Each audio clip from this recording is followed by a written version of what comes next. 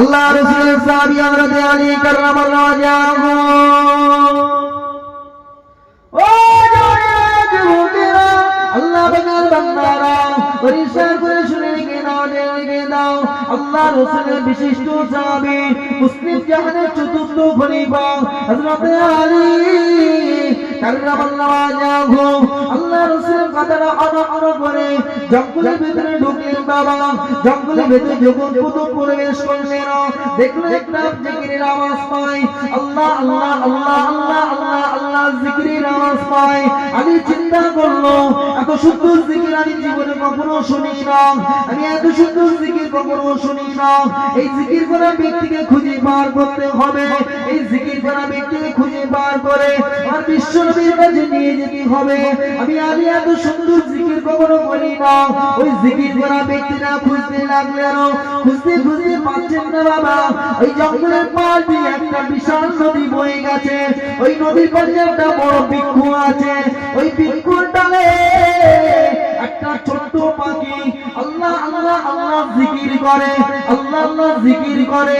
আমি চিন্তা করলো মানুষ আল্লাহ জিকির করে, জিন আল্লাহ জিকির করে, ইনসান আল্লাহ জিকির করে, গাছ আল্লাহ জিকির করে, পশু পাখি আল্লাহ জিকির করে, কিন্তু আল্লাহর সৃষ্টি জীব এত সুন্দর জিকির করে আমি কখনো শুনি না, আমি কখনো দেখি না। আমি ওই পাখিটা ধরে বিশ্ব নবীর কাছে নিয়ে যাব। ওই পাখিটা নিয়ে গেলে আমার সমস্ত অন্যায় রাসূলুল্লাহ মাফ করে দেবে। আমি আলী চিন্তা করতে লাগলাম ওই পাখিটা ধরতে হবে।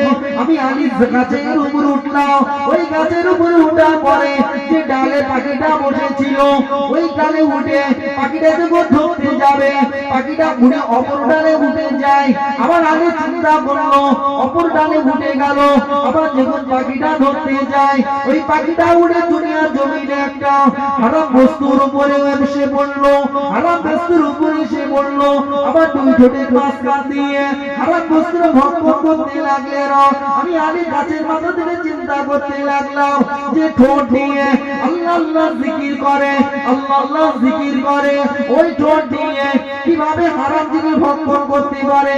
না না না না না, আমি পাখিটার ধরবো না, আমি পাখিটা শোনা ছেড়ে দিলাম। আমি আলী গাছের থেকে নেমে জঙ্গলের ভিতরে আর একটু কিছু দূর চলে গেলাম। যে পাখিটা আল্লাহ আল্লাহ জিকির করে যে ঠোঁটের মাঝখান দিয়ে ওই ঠোঁট দিয়ে আবার হারাম জিনিস কেমন করে ভক্ষণ করতে পারে? না, আমি আর পাখিটা ধরবো না, আমি আর পাখিটা ধরবো না।